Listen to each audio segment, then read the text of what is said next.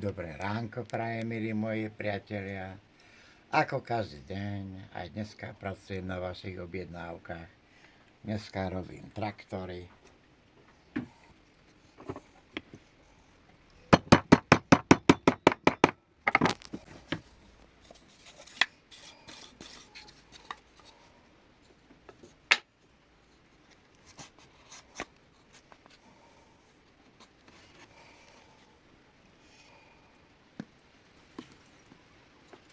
Vonka nám prší, nám ešte kvapká.